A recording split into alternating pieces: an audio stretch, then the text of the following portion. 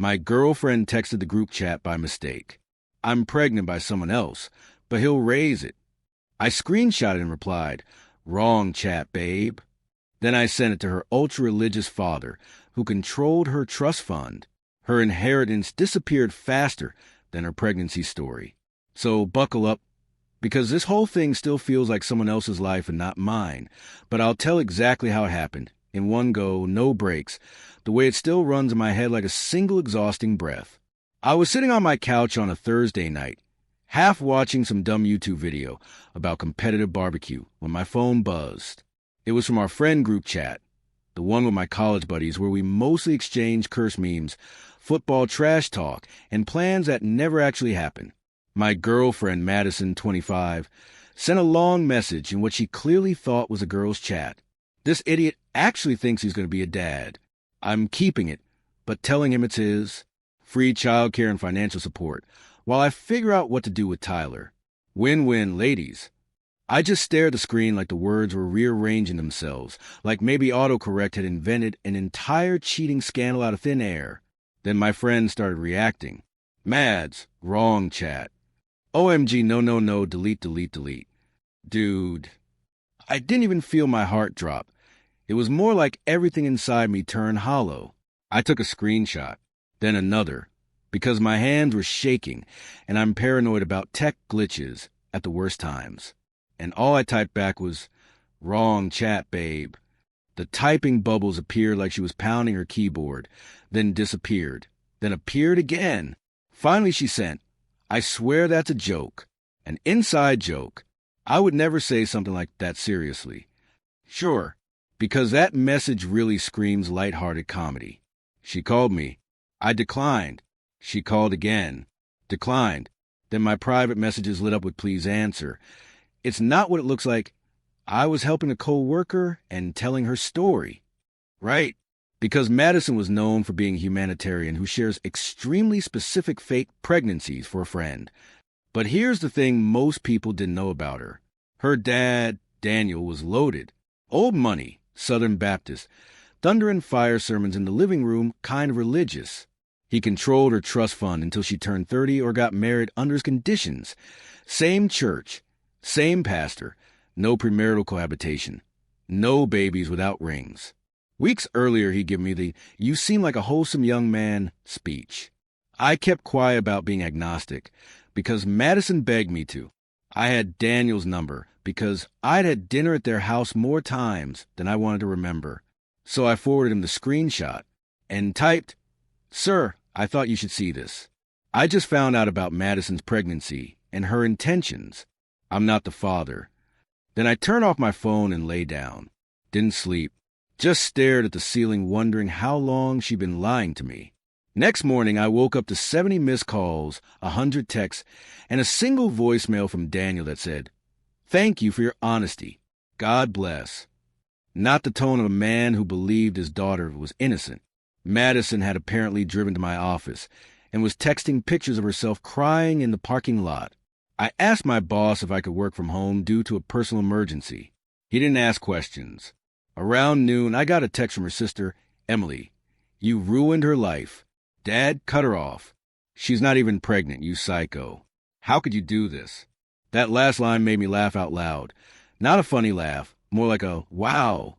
The insanity continues kind of sound. Shortly after, I got a call from her best friend, Paige. I almost didn't answer, but curiosity won. Paige said, "She's not pregnant. She was never pregnant. She was trying to fake it to get Tyler, to leave his girlfriend. She was going to fake a miscarriage later." I didn't even know what to feel at that point. Anger? Relief? Numbness? So I just said, "So she was lying to me about a baby that doesn't exist?" "Yeah, it's complicated." "No, it's actually really simple." Paige said Daniel had disowned her, cut her off, and shut down her credit cards. She sounded like she expected me to be sympathetic. I wasn't. Then I got a message from Tyler's girlfriend, Vanessa. She thanked me for exposing everything and said she wanted to compare timelines. Turns out Madison had been sleeping with Tyler for 5 months. Vanessa sent screenshots, the worst being Madison saying, "Once I get my trust fund at 30, we could be together for real. Only 3 more years of pretending with him. Pretending. For 3 years. Pretending. I posted that screenshot in the group chat. Every single person, even her closest college friends, said she was disgusting. Some left the group entirely because they didn't want to be associated with her. Saturday morning, I was packing her stuff when she walked in like we just had a small disagreement about laundry. "We need to talk," she said. "No, we don't. Grab your things and leave the key." She reached for me like I was supposed to comfort her. "Please, Ben, I made a mistake. Tyler means nothing to me. 5 months worth of nothing." She froze. "How did you—" "Vanessa." Then she burst into tears. Not quiet sniffles, full blackout crying. "My dad won't even look at me. He's given my trust fund to the church." "The church, Ben? That's $15 million. I'll be honest. I didn't even know what to say. That amount of money didn't feel real to me, but the entitlement on her face did. You need to tell him it was a misunderstanding. He'll listen to you. You want me to lie to your father so you can get your money back after cheating on me and planning to scam me into raising someone else's kid?" There I asked no kid. I wasn't going to actually do it, okay? It was just talk. But the plan with Tyler, that was real. She shifted instantly. Tears gone. Face hard. "Did she show you the screenshots?" "Yep, all of them." Madison went through emotional stages like it was a speed run. "If you help me get the trust fund back, I'll give you half. $7 million. Cash." "No, $5 million. "No, 2. You're being insane. We could both win here. Get out." Then she said the thing every liar eventually says when cornered. "I'll tell everyone you abuse me." "Do it. I have every message, every voicemail, every bank statement showing it's the opposite." She tried again. "I'll say you forced me into an abortion. Of the baby you admitted doesn't exist." She screamed, threw her iced coffee at me, and stormed out, but not before yelling, "You'll regret this. My family has connections." Considering her family now wanted nothing to do with her, I wasn't very scared. Monday, her mom, Linda, showed up accusing me of stealing money from Madison. I showed her the financial records proving Madison had actually been siphoning money from me for months. Random withdrawals, groceries that never arrived, Uber trips to hotels near Tyler's office. Linda left with her entire worldview shattered. Tuesday, Daniel asked to meet for coffee. I went, mostly out of curiosity. He looked like a man whose soul had been put through a meat grinder. He said, "I need the truth." So I told him everything. Showed him screenshots. Showed him expenses. Showed him proof that I was planning to propose the following month. He winced at the ring photo. "May I buy from you?" he asked. "Why?" "Consider it restitution. My daughter wronged you, and I enabled it." I let him buy it. Cash, $20,000. He told me he was donating Madison's entire trust fund to charity, youth programs, addiction centers, and a new organization he was creating specifically for, in his words, young men deceived by manipulative women. The man was dramatic, but honestly, I respected it. Wednesday, Madison made a GoFundMe titled, "Help me escape my abusive ex and controlling father." It raised $83. Someone in the comments posted the screenshots of her confession. The fundraiser was deleted an hour later. Thursday, she and Tyler showed up at my work. Tyler tried to play the respectful man act. Said he didn't know she had a boyfriend. Vanessa had already told me that was a lie. Madison said, "We're in love.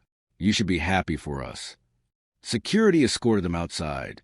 Later, my boss told me they tried, claiming I was stalking them. He'd already read everything because I warned him drama might spill into the office.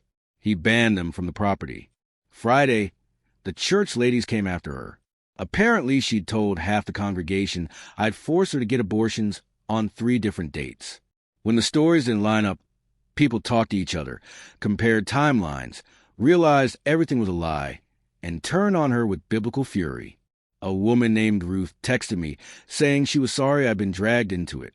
Fast forward a month.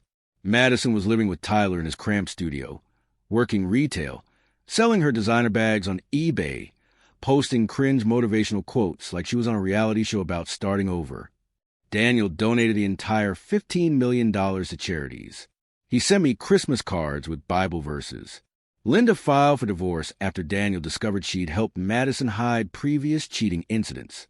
Tyler tried crawling back to Vanessa, who unblocked him only long enough to let him send long apologies before blocking him again. Meanwhile, I got promoted because my boss said my professionalism impressed him. I started dating a girl from my gym named Lauren. She jokes about triple-checking her chats before hitting send. She actually laughs at my jokes, listens when I talk, and doesn't use me like a backup plan. The friend group removed Madison and started a new chat called The Correct Chat. I still smile whenever I see the name. Then came the final thing worth mentioning. Madison texted me recently. Tyler left me for his ex. No apology. No accountability. Just that. I didn't answer. A day later, Daniel called me again. He said Madison begged him to reinstate her trust fund, that she'd go back to church and live by biblical values. I asked what he told her. I told her trust is like glass. Once shattered, you may glue it back together, but the cracks never disappear. Then he said, and the money is gone. Permanently. The charity is doing good work with it. The consequences are hers. I didn't argue. He also told me he melted down the engagement ring I sold him and donated the gold to the church to make a communion chalice. Transforming deception into truth, he said. Only Daniel could make that sound poetic instead of unhinged. As for me, things are good, healthy, quiet, normal. Lauren met Daniel unexpectedly at a cafe last week. He blessed our relationship like some wandering prophet, offered to officiate if we ever get married. We laughed, but honestly, the guy's grown on me. Life's weird like that. Madison lost everything in 3 days because she couldn't keep her chat straight. And yeah, I guess in a really messed up way. It was the best wrong text ever sent. Not for her, but for everyone she hurt, including me.